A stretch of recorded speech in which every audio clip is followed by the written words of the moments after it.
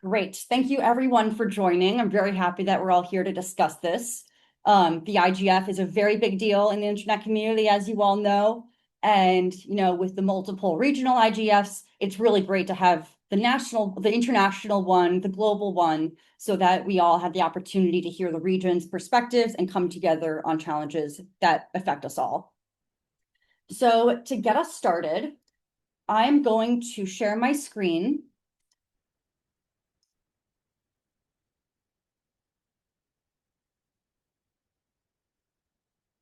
Can everyone see my screen? Thumbs up? Awesome.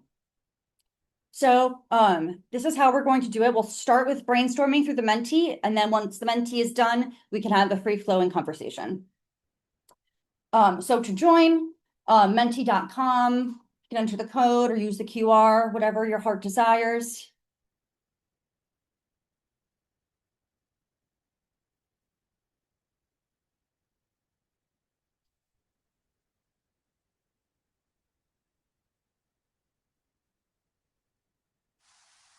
We are, I believe Sorry, okay, you are have you sharing shared the the wrong, code? yeah, you are sharing the wrong screen. Oh, sorry. Yeah, I had a feeling I might be, so there we so it's go. like, There, yeah, now we this should be. one, yeah. Okay, my apologies. Thank you for calling that out.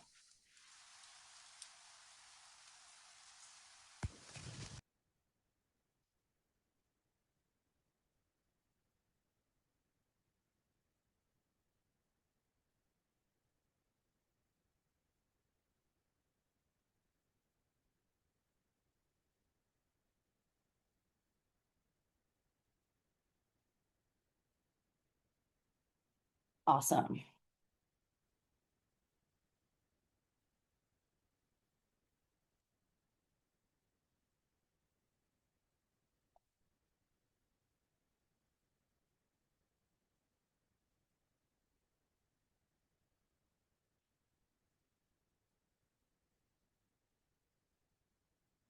So once we get to about there's 14 of us right now, so let's wait until we get to let's say 10 or 11, because I know some people might not want to participate and just watch and then join the discussion.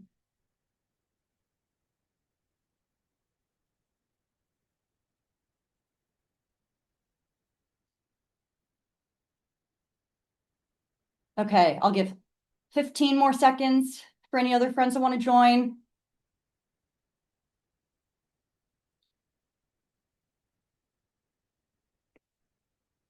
Okay, let's get started. So first, I know that it's sometimes hard. We don't know. We were just talking about this before the call. But if you know you're attending or what your status is regarding the IGF, I would love if you could share that here.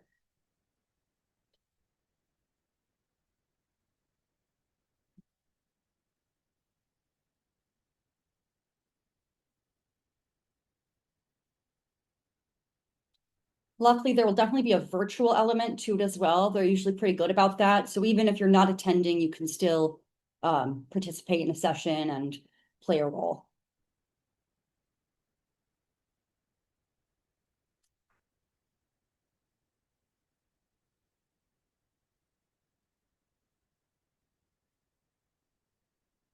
So amazing that we have so many people who are, either attending or pending travel support, and we're all collectively crossing our fingers it comes through. Great. So the theme of the IGF this year is like the age of intelligence, our shared responsibility. And I'm curious to know what that means to you. When you think about the topic of shared responsibility, when you think about what it means for us to be in the age of intelligence right now in 2026, what does that think? Oh, more collaboration. Totally. I see that on the shared responsibility side for sure, particularly multi-stakeholder.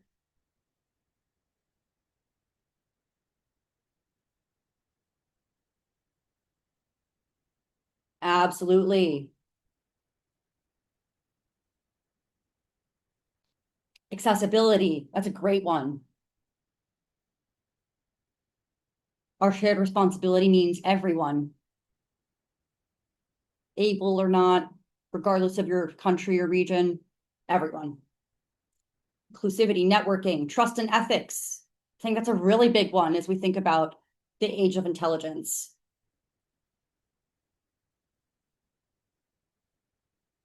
Safety, safety by design, ethical design. These are all great.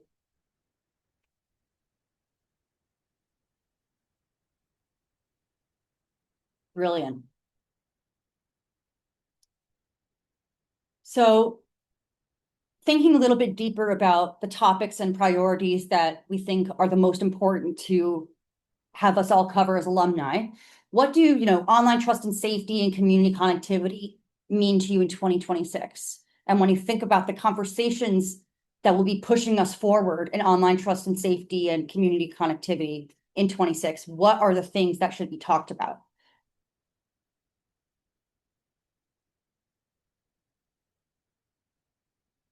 So for example, for myself, when I think about community connectivity, I think about meaningful connectivity. So not only are we connected, but we're connected in a way that is actually supporting and giving us opportunity. So yeah, access, citizen-centered policies. I've never heard those three words together, but I really like it. Accountability.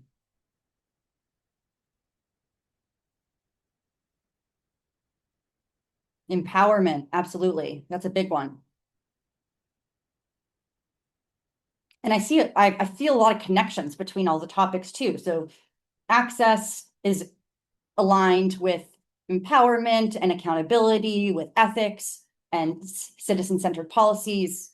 I like how everything is kind of, even though online trust and safety and community connectivity can feel like different things, um, I feel like a lot of the values around them both are similar.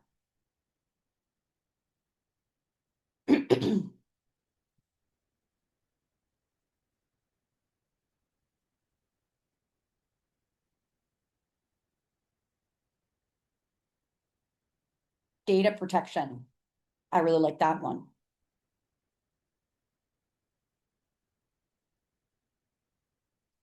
Awesome. I'm going to move to the next one. Which trust, safety, or community connectivity challenge do you think needs most attention? Are there any pressing issues or innovations that make you pause or give you pause? Any new challenges that are arising that you think need to be discussed in a multi-stakeholder fora? Gen AI, totally.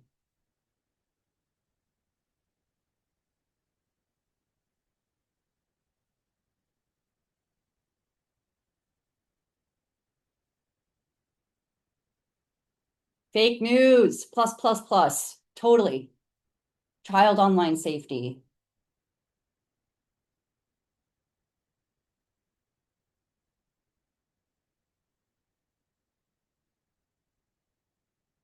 Digital divide in the age of AI. That is a huge personal passion of mine. When I see people talking about AI this, AI that, when we still have so many people that aren't even connected, it sometimes almost feels very exclusionary sometimes when it's really just you can't have AI without the internet. Cybersecurity, privacy, data storage, deepfakes, responsible AI, financial aspects of connectivity. I think that's so interesting. Losing cultural exercises among children and younger generations. Yes, data in the global south, marginalized community. These are all so great. Policy advocacy.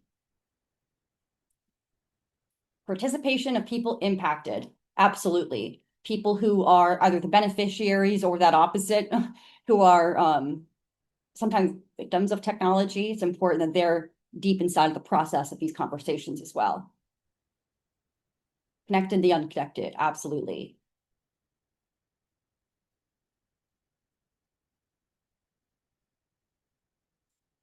So based on everything we just talked about, of these five, and of course they're very broad and somewhat overlapping, which area do you think should be the priority for the proposed sessions?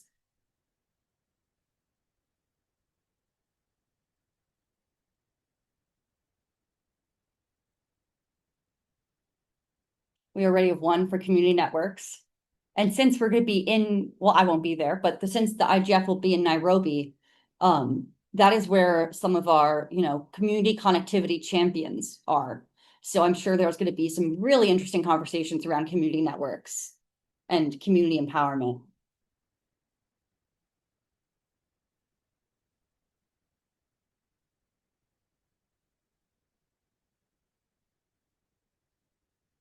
A lot of interest around community networks and online safety.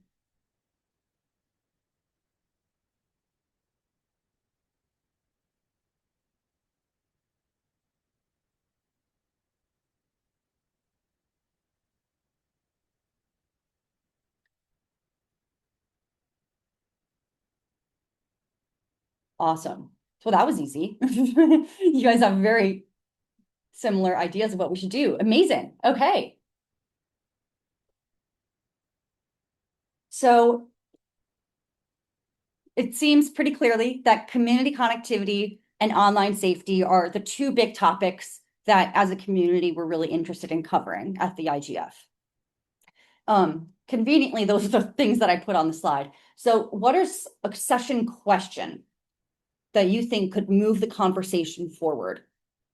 What is something you feel is not talked about enough? What is a gap that we could fill in these conversations? Because there's going to be a lot of sessions about community connectivity. And there's going to be a lot of sessions about online trust and safety. But what makes the Internet Society alumni sessions different? What gap are we filling? Or what niche that is underexplored can we bring to light?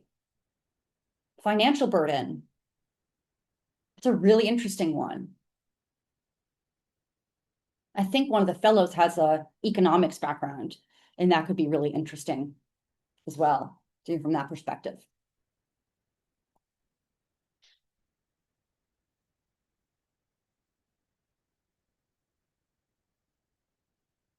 How do we build AI that is safe and private by design? I love that. Infrastructure development.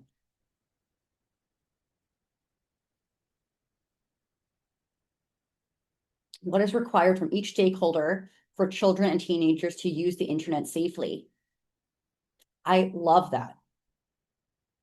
It highlights that, because age assurance this, age assurance that, a lot of the people who make those decisions are at very high levels, but it really does require a multi-stakeholder conversation to make sure that all sides are understood and heard.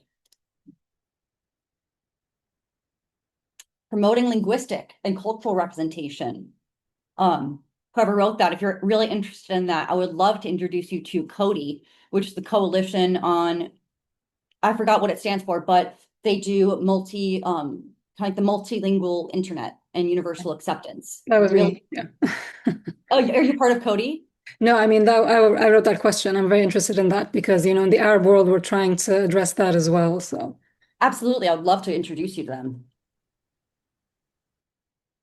Or at least just get on the mailing list so you can see what they're up to. They do some really cool work. Safety by design, resource divide, upskilling the community to play a part in owning infrastructure. That's great. So I see we're kind of moving in two main directions. The infrastructure and financial burden and ownership around those thoughts, as well as safety by design, so that users don't have to face the brunt of keeping themselves safe. It's built in. Embedding digital securities into marginalized communities. That's awesome. Inclusivity, people less access. Oh, that's a great question. Should AI infrastructure be public infrastructure? That makes me think about the data they used. Is that a public resource?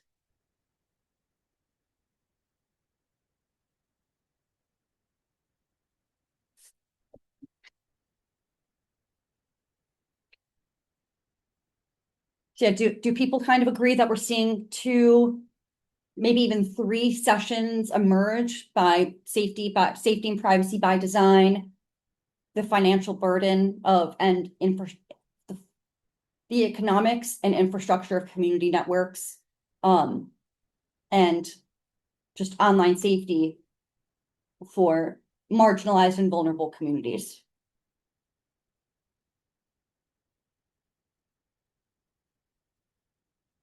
See if wait a little bit to see if anyone else wants to share. And of course, if you have anything you want to say or anything you want to just have idea you want to propose to the group, feel free to unmute and share. This is an open collaborative space. Access to internet in a crisis zone. That's really interesting. Makes me think about Venezuela and all of our friends there who are doing their best to get country back connected and start a road to recovery.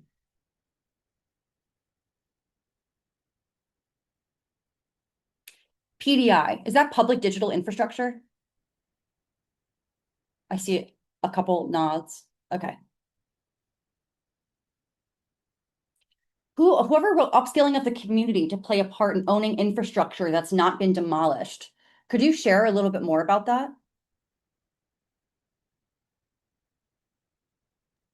So, okay, I feel like in South Africa, when communities are not capacitated in terms of community networks, they tend to leave the structures, and attend it to. But if they are upskilled and actually own up and see themselves as part of, the development of community networks or the internet that is going to be um, established there, they will be much aware of how to protect and to protect the whole infrastructure, because we've seen some of the network operators putting structures and then structures getting demolished because people they don't actually understand how much it costs and how much it's a livelihood for them to have a better connectivity. Yeah. So that kind of comes back to they don't have the skills to maintain infrastructure. Or understanding, yeah. And sometimes, you feel like um organizations like will come and just put structures and people don't have the idea. Uh, you know, and if they know that they're part and this is part of their own development as well, it won't be rested or, to the organizations themselves. Yeah. So there's like the psychological ownership where you know that this is for your community, and you have the opportunity to maintain it and advance it. And then there's the other side of the actual physical ownership, and maybe also financial models around that for communities. Yeah. Oh, and Yeah. very interesting. Thank you for sharing. Atanas. Yeah, it's a very interesting point, Modi. Actually, this ties back to the point I was sharing about resource and knowledge, in a sense that whether it's the community, they need to have knowledge and awareness of whatever they do have as resources and what they don't have as resources, how to get them. And it also ties back to knowledge when it comes to decision makers or policy makers, whereby the appropriate understanding of like key infrastructure importance when it comes to, we are talking about the age of intelligence, and what is it, intelligence without knowledge? So whether for decision makers to put in place the right policies, whether for the communities to actually enhance the resources they have or bring about key resources they need for the community development, for the internet development, it's very important. And very often in the global south and countries like Africa or Latin America and South Asia, where we do have a divide when it comes to the past internet revolutions or past technology revolutions. We used to have a big divide, but now as we speak of intelligence and resources are important. Is it compute for AI? Is it infrastructure for the DPIs? Is it uh, local infrastructure for community networks? We need resources. We also need knowledge to actually use these resources and all what we have to bridge the digital divide and to bring about our community development, our sustainable development here. That's very important. And they're not mutually exclusive. To have the knowledge but not the resources, or the resource without the knowledge doesn't get you many places. If you want to actually make substantial and meaningful change, you have to have both. Exactly, very important. Amazing. Thank you for sharing. These are great.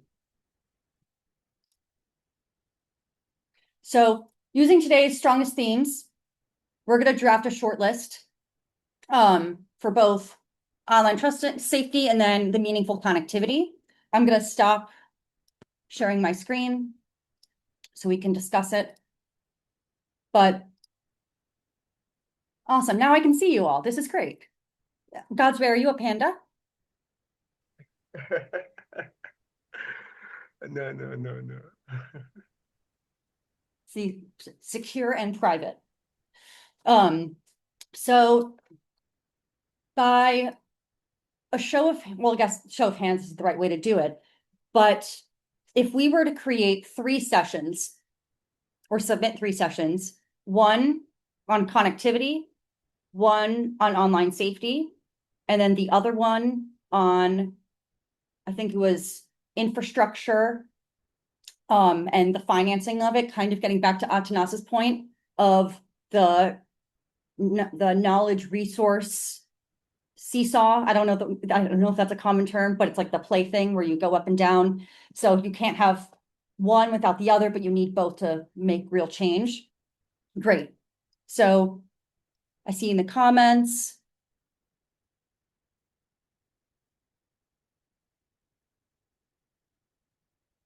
Okay. Sorry, Claire, I'm So- not sure what your question is. Do you want us to pick one or? So I just want to, because from the Menti, I could see 3 different sessions emerging. One was about meaningful connectivity. One was online safety for marginalized communities and vulnerable communities.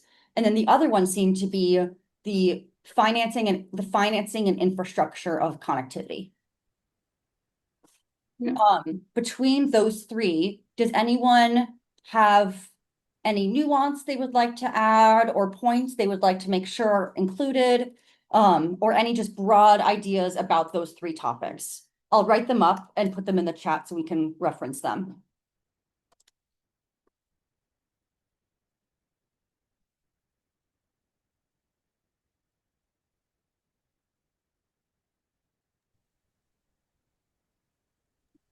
Well, just for the safety one for marginalized communities, I just think it's important to make sure we include these marginalized communities in coming up with any policies or anything around that they be included in what's being created for them, like the participation angle. I think that's very important, and I agree with you. May I come in, Claire? Hi, of course, please. Yeah, I think like because I don't see any intersection with the others broader head subjects. I think it will be under online safety for meaningful connectivity. Data authenticity, like lots of because everyone, all the users do not have the capacity, ability, or intellectual ability for fact checking. Internet is the only window they have towards the external world. So data authenticity could be one thing to, as the parameter to ensure the safety in other lanes. Absolutely. And then Yeah. there's also the knock-on effects of vulnerable communities having less access generally. Yeah. It means that they have the less opportunity to go and fact check. And if they don't have the general bandwidth. And you know that to some extent, like in some context, like massive level of riot happens because of misinformation, because of fake news, because of propaganda. So this is something, it happens within a second, it doesn't take time to, control the reaction. The reaction is very instant, and people lose their life. Like the cost is very high, Very, absolutely. I think the link between vulnerable communities, misinformation, fact checking, and harm is unfortunately such a straight line. Straight away. Like Straight, absolutely. It hits right the moment, like with no delay. Yeah, I agree. I've added that to the note. God's way. Yeah. I hope I'm audible. Am I audible? Can you hear me? Yes, you're a little bit quiet, but I can hear you. All right. So I think I support what the comments now, and for the aspect of online trust and safety, which has been my area of expertise so far for some time. I think the discussions can cover up, let me say, what we just discussed, that is protecting vulnerable communities, when it comes to this AI-driven internet that we find ourselves today. Because like you mentioned, the AI-generated scams and fraud, and also all these fakes and, which are targeting women and this kind of activities that are happening all over. Should possibly be a good focus area that maybe when we are handling maybe topics around the online safety, we can capture some of this in our discussions. Yeah. So if I heard you correctly, you said like the online safety of activists. Okay. So let me come again. Sorry, So basically the topic, I hope I'm loud and clear now. yes, thank you. Okay, so basically what I'm trying to say is that when it comes to online trust and safety, that is for the vulnerable communities, we can look at protecting vulnerable communities when it comes to AI-driven internet, and when we look at the current focus or issues that are currently happening, AI-generated scams and fraud are all over, and also deep fakes targeting women and activists and what have you. And I think a lot is happening as well as child online safety and protection, and misinformation during elections. So a lot is happening around this AI-driven internet that we find ourselves. So I was saying that it could be good if our focus also is around that when we are finding out topics on online trust and safety. Yeah, I hope this helps. Yes, absolutely. And I agree with you. And I think when they were talking about age of intelligence and our responsibility, they were pretty much saying everything other than AI. So I think that's really important to mention. Yes, But yes. thank you, God's way. Chris, and then we'll do Paula. Okay, thank you very much, Claire. I see that you put out three very interesting conversations. But for me, I think the first and the second, we can actually still collapse it into one, which you're talking about community connectivity and online safety. We can have a robust, meaningful connectivity in any community without talking about online safety that's building trust and identifying risks within the community. So I think it's something that we can think of collapsing the first and the second together. Rather than just trying to have one conversation into three places. So I think two can actually be meshed as one. That's what I think from my own perspective. Yeah. I like that idea because I think something that would be really helpful for the internet community is if whenever we talk about or conduct connectivity, we also do online safety, that they always move in parallel. Exactly, yeah. Connectivity without safety is dangerous sometimes. And when you have the safety from the get-go, from the beginning, you're able to create an internet environment and experience for yourself that is safety informed from the beginning. So I think that could be really interesting and show how the two are very connected and should move in lockstep. I like that. Yeah, thank you. Thank you, Chris. Paula? Hi. Yeah, no, I think that it would be important to discuss current proposals for in regards to child safety and teenager safety online. It could be good to discuss proposals like the ones that are currently in force in Australia of banning access for children below 16 years old to these kind of services to actually check if that's a good solution, or if there are other regulatory proposals that are actually more fit for the purpose of protecting them online. And also I think it's good to discuss this is from one side, from the how to protect them, but also from the perspective of what can we do concerning the addictive design that these platforms have been pushing. So there's also from the US and the EU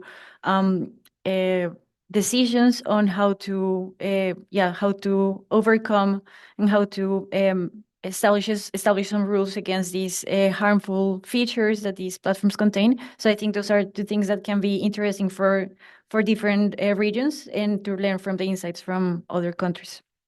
Yeah. And that maybe just blocking people by age is not the best answer. And maybe breaking encryption for age assurance isn't the best answer.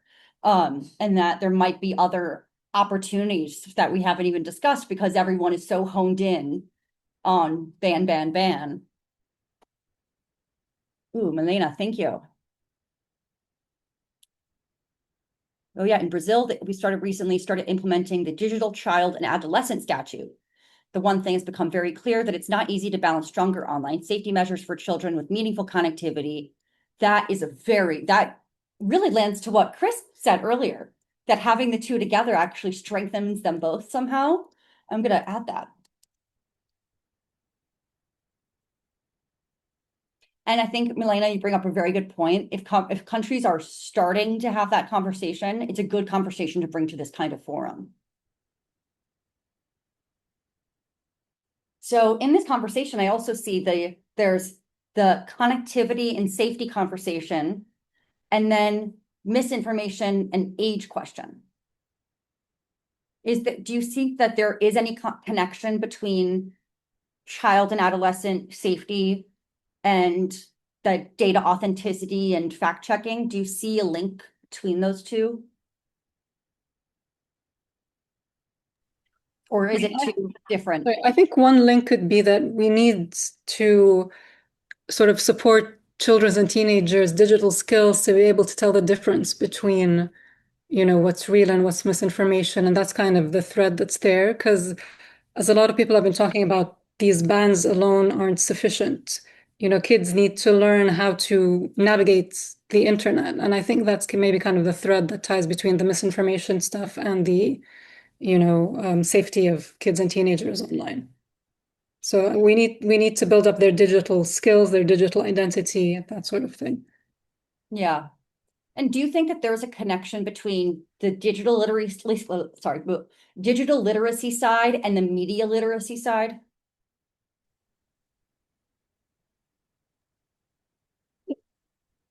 Yeah. Yeah. Sorry, go ahead, Ruki. It's not something very concrete. It's a very scattered words I'll be sharing with you. Like digital literacy, what Resha said, like all the kids are not learning it in a methodological way. It's just the device. It's very available, and they're having the device in many ways through different modes. It's not the parents only or the teachers only or from a responsible hands. They're having it through being a victim as well, being like in many situations. So yes, I don't know how to bring the issue, but the issue of filtering, how far it should be there. Again, the data authenticity is coming. What should be there? This kind of the video games, those are coming these days with lots of violence activities in different terms, whether it is like Minecraft, grow a garden, or something like this. Very lucrative, attractive, and acceptable way. But those are non-acceptable things. Kids are learning. They're losing their emotion. They're losing their thought process. They're checking things, seeing the life in a different modality. So these issues shall come up in the discussion because it is about ruining or affecting a huge younger generation, very young, very like child. They are supposed to be in the ground, learning games, learning, playing, singing, debating, but they are on the screens and doing the same thing in a different way. So I think it is very important that these issues comes up in any way. Mhm. I'll stop. Mhm. Yeah, the more I think about it, I think it would be just based on what people are saying, we could have a whole session just about age assurance and how there is this push to look at it from a very technical point of view and break Yeah. encryption, and people get very obviously, like, it's a very heavy topic. It's kids, and whenever kids come up, people get very emotionally charged.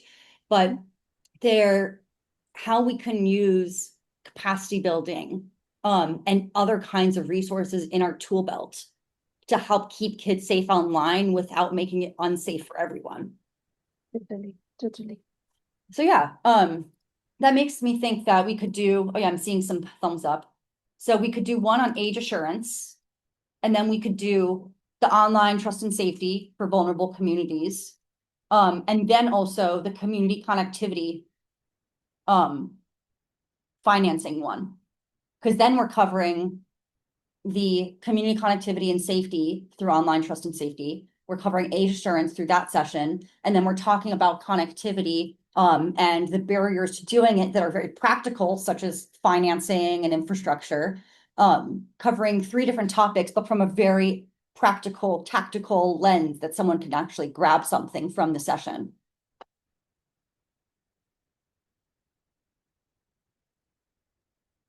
I'm seeing a lot of handshakes. Okay, so I'm gonna put these 3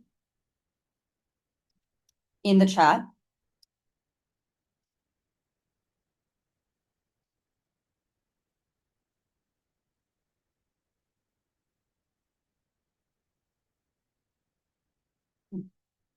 If you feel comfortable with those, do we all feel good about the ones that we have?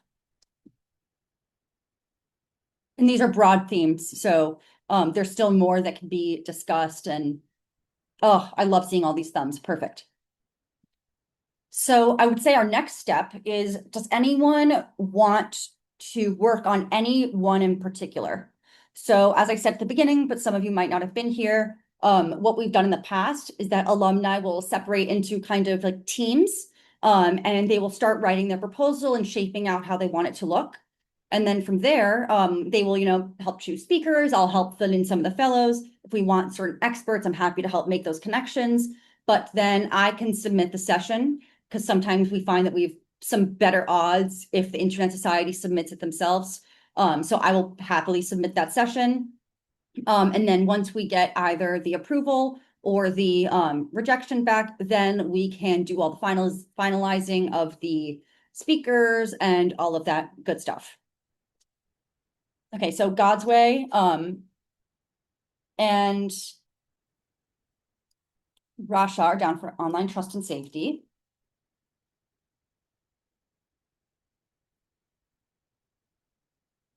And then Roomkey is down for any of the bottom 2. Roomkey, were you down for age assurance? Oh, first 2, yes. Me too. Online trust and safety. Okay. Raul, you're interested in age assurance? No. Online trust and safety, please. Okay, for sure. Yeah, Paula, that would be awesome. I think that your legal perspective would be super helpful. And then Chris as well. Amjad on community financing.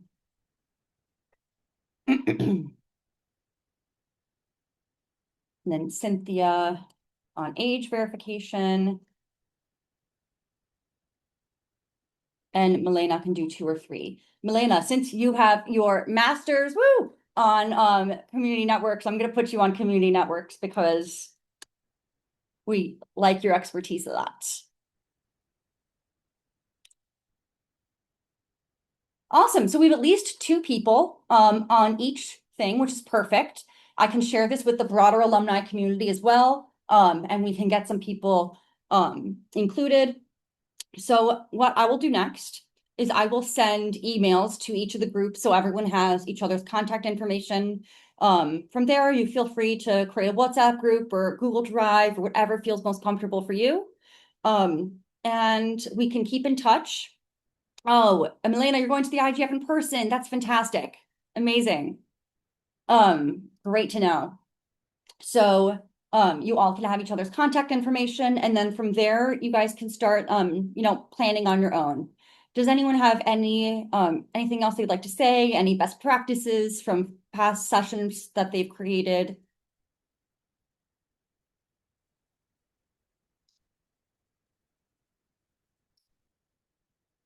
Awesome. We are all aligned. Oh, very interesting, Cynthia. Very, very interesting. Yeah, thank you all for joining. This is incredibly productive. And I hope you all have a great rest of your day, an awesome weekend, and look out for that email from me. You'll get it sometime this week. And I hope that we all are able to create amazing proposals that get accepted. And I appreciate all of your enthusiasm and ideas. We even had a panda here. Thanks for joining. But yes, I appreciate you all. Have a great day. Thank too. you, Claire. Thank Happy you very much. everyone. Take care. listening And bye, much everyone. as well. Bye. Bye-bye. Bye-bye.